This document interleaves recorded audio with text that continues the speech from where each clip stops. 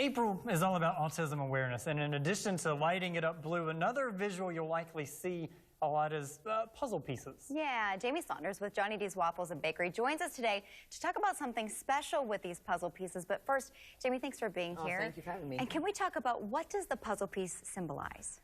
You know, it's just like, because with autism, everyone's different. So, you know, you have your speech therapy, you have your occupational therapy, you have your support at home. And it's just like something like you take all the pieces and you just keep working and working until you get all those pieces to fit. Like you find different therapies that work for each child. And it's just like every aspect of autism, I feel like, is a different puzzle piece, and then you slowly get everything together. You know, the child starts showing improvement and stuff like that. So I think the puzzle piece is just a fun way and grabs everyone's attention, you know, to symbolize autism. Yeah, it really can kind of be a puzzle for families until you figure it out.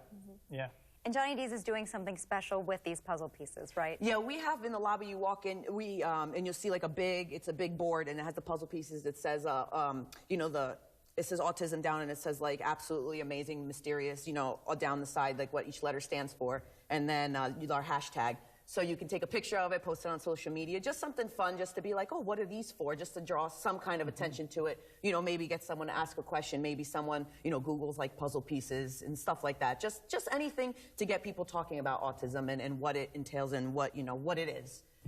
We want to grow like awareness and acceptance and stuff, so I'm just trying to do my part. And we have them in the restaurant, 2 different places. I have them all up on the windows this month, and at all the tables, it has little like info cards, like a little bit about autism, the signs, the symptoms, like stuff you could do to help and everything like that. I love it. And each of them, they feature kids in our community. We, on our Facebook page, every day this month we have a different child that has autism, and we feature like their likes, their dislikes, their strengths, their struggles, and just something like the mothers or fathers want people to know about autism in like a fun way, and it's all from the kids' point of view, like they were telling the story. So it's cute, and you know, it's been going over really well, and we get a lot of positive support, and I think it helps the families and helps the community get involved. Yeah. You have a little bit of an update on a few folks that you've featured in the past. Yes, we have an update for 2 kids. I did a couple of them. Yep, Camden. He's a great kid. I've met his mother before from the restaurant. Look how sweet. And he was featured last year. Last year when he was diagnosed, he was just been diagnosed, and he had a little bit of trouble with communication, but he's been doing therapies now for a year, and he can speak in 3 to 4 word phrases now, which is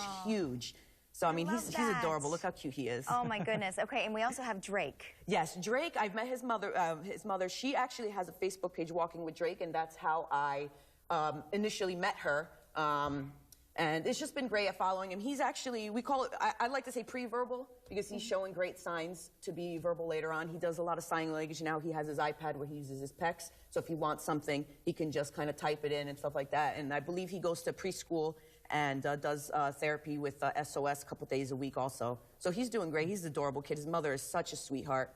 And she does a great job like getting the word out there of, you know, what her family goes through with autism and stuff on their Facebook page. It's pretty cool. It's so precious. I love those pictures. And this is something, I mean, you're an expert in a different way, right? Yes. This is something that's really special to you. Yeah, my son James, he's 5. He's autistic.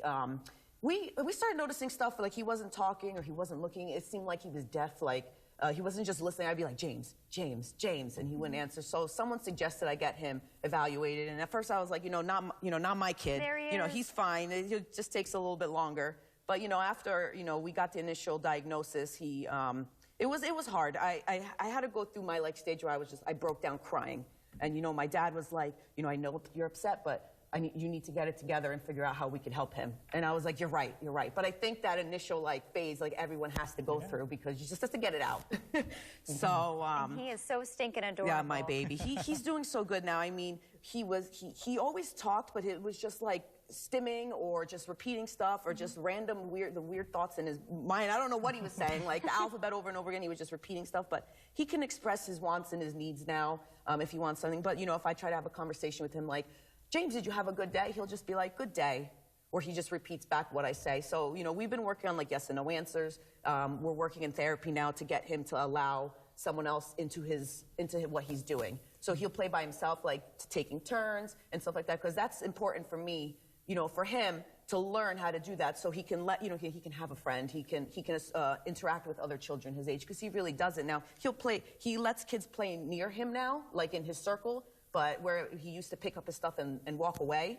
But I just want him to be able to play with another child and interact and stuff like that instead of just being in his own little world all the time, what seems. And you mentioned some of the things that you noticed, but I mean, I'm sure all the symptoms are different for each child. We do have a full screen with just some of the red flags for you if you want to look. Now, some of them are no big smiles or warm, joyful expressions by 6 months, maybe no back and forth sounds of expressions by 9 months, no babbling or gestures. And by gestures, we're talking about pointing, waving, maybe reaching by 12 months, and then no words by 16 months or no meaningful 2-word phrases by 24 months. So those are just some of the signs that you can spot. Now, you recognize some of these, and I see you're nodding, you're saying, yeah, that's kind of what you encountered.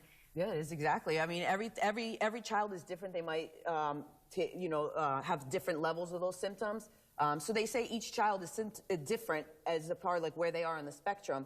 But like a lot of the kids, like if you read the stories, like a lot of the kids like trains, or a lot of the kids like cars, like different things. Or a lot of kids have trouble communicating, or loud noises, or flashing lights. Like those are, it's just different levels. Like my son, he hates the hand dryer in the bathroom, like the really loud one, but he can tolerate the vacuum now. So it just kind of depends on the space that we're in and stuff like that. So every kid is different, and some stuff they do learn to cope with, or learn coping mechanisms to help them. When my son starts getting upset, like I'll be like, James, I love you, and it kind of distracts him, and he'll say, I love you, and he'll calm down. Or I say, James, relax, and he say, relax, he says.